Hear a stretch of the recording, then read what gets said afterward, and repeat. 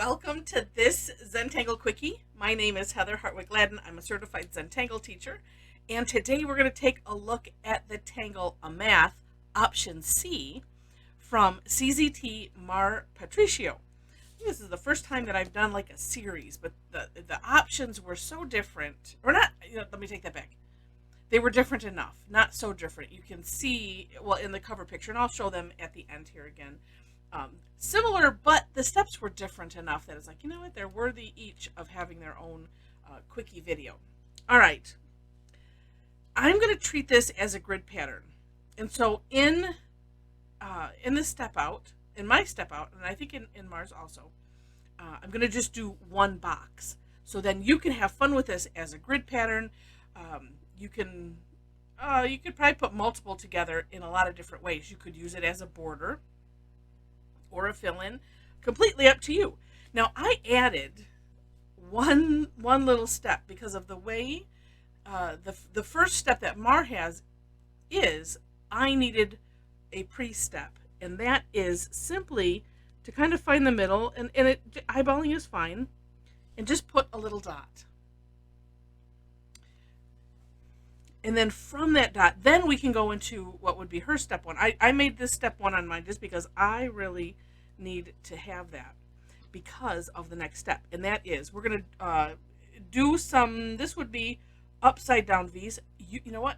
You can, if you need to draw them as a V this way first, go right ahead. For whatever reason, this was working for me.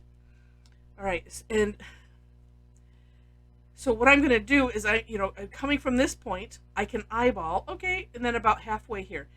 Close is fine, as usual. So a nice straight line going diagonal, and then another one coming down and working to have them be even. And then, same thing going the other direction.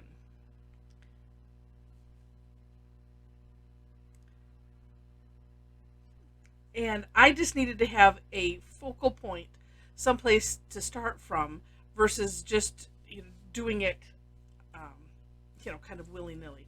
And like I had been doing them both ways, but I think I'm gonna do it this way, so that way the stroke is the same. So same idea, but at least this you have a place to go to. This, if you can sort of eyeball long distance, again, close is fine. For whatever reason, I was needing to come from the point and up versus coming this way. I don't know why, but I'm just sticking with it. All right. So then you have this. And so, again, if you're like me, seeing this as the first step was like, oh boy, okay. And then I had to think and take a look and look at the rest, and I wanted to make this as easy as possible, and just that simple little thing helped. All right, then we're gonna aura. So essentially, we're auraing the outside. So I'm gonna start here, and of course, pick your distance. If this is your first experience with Zentangle, to aura is essentially the outline. Now this one that's in the middle, we're also going to aura the corner. So you're not going all the way to the side. We're going to aura that corner.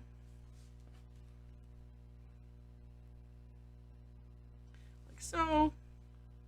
Same thing on the other side.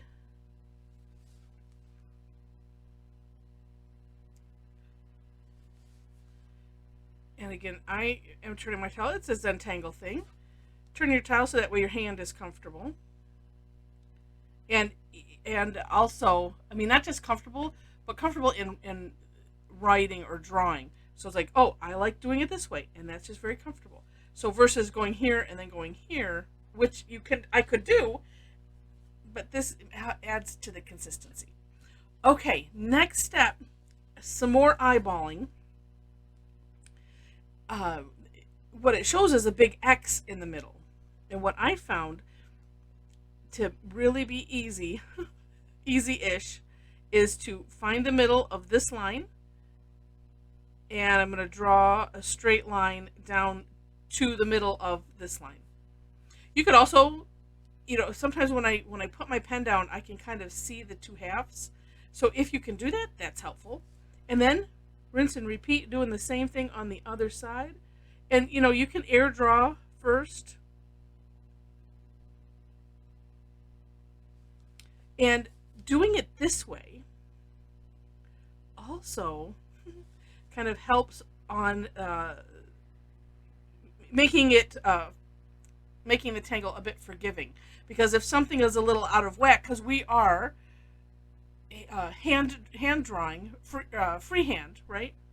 You don't see any dots or any lines here, and so that just helps. And so if you can eyeball it, great. And if it's if it's going to be a little bit off, that's okay. Then we know that you drew it, not a computer. All right, more auraing. We're going to do, so looking at it this way, we're going to do these diamonds that we created that kind of go in a row here. And similar to what we did here, we're auraing the entire thing, including the corner.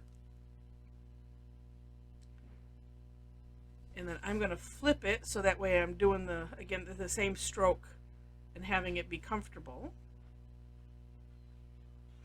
All right, then we're gonna take a look at these now, what looks like empty diamonds. So I'm just gonna take the top ones first, and if you look ahead, and sometimes it's not a bad idea to look a little bit ahead, we're gonna put 2 auras in this section. So if you need to modify the distance of your aura, you can. I'm just gonna do one at a time though, because I like to do that. And of course, this is, place any of these auras. You can have fun with the distance. All right, so I've got all 4 of those. And then we're going to do a second one.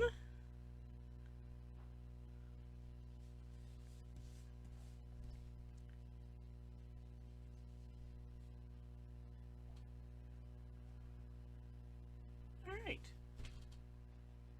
That's essentially it. Isn't it cool? And then we can do some decorating, and I'm gonna do the decorating similar to what I had done before, just for consistency's sake. And I'm going to just draw some straight lines, and this I am just tickling the paper, if you will, and being really, really light, because then, in my mind anyway, it doesn't matter if they're straight, or the distance in between them. I'm trying to keep them similar, but it's not as visible of an issue if things go a little bit wonky, because this is really just like a texture.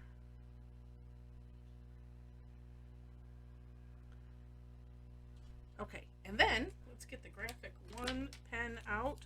What I was using, by the way, I a lot of times forget to say, I was using the 01 micron.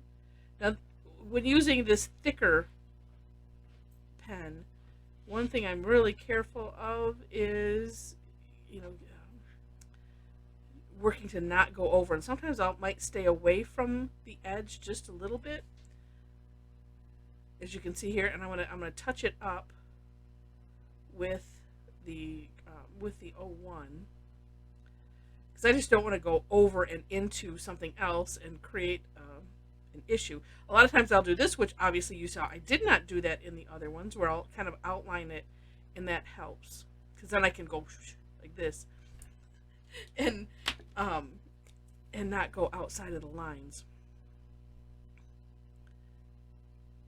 And coming back with the 01 is also, when you're filling things in, it's a nice way to just tidy some of the edges up. So I'll do that a lot when I have some orbs, or, well, I don't know if I'm going to do it on that one, no, but here is something.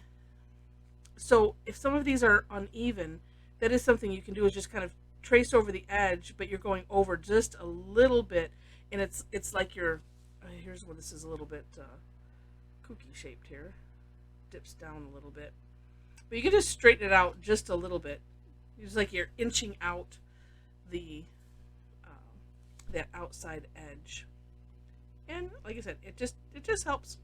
Okay, and then we can do some shading. Let's see. Well, the first shading that I was doing was on these. And what's neat is even though this is the same tangle, they all kind of have a little bit different flavor because they're, I mean, while there is a consistency with them in the look, like I said, they are just a little bit, they're just different characters almost.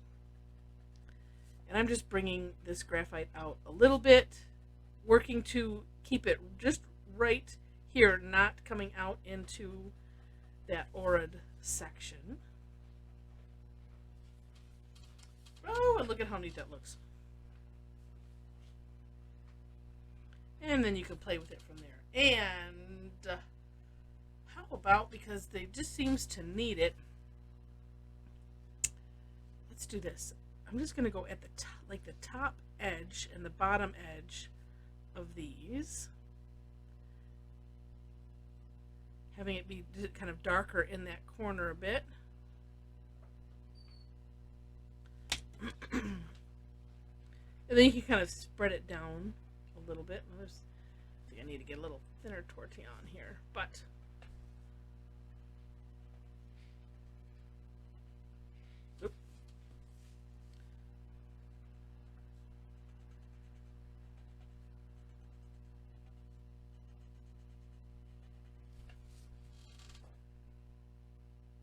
yeah, that looks neat.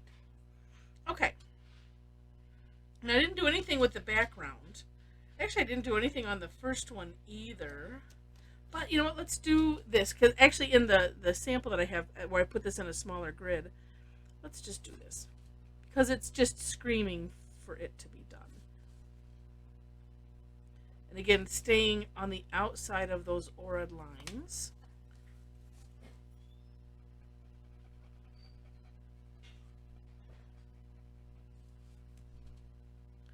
And this you can have a lot of fun with. This is just one way to do them.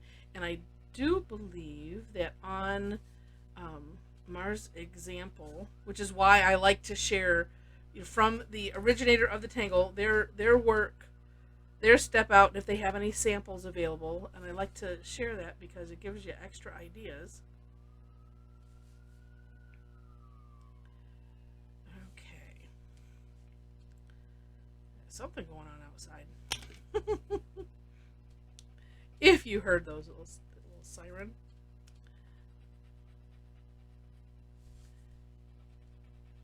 All right. Let's just see. I'm not looking at the camera. If that pops it right off, it sure does. Oh, and see how shiny those look. Ha ha. Neat. And it looks like this is like covering, so it really makes it look 3D. So now, if you wanted to put this in a grid, this is so same size. Oops, let me make those even there. So same size.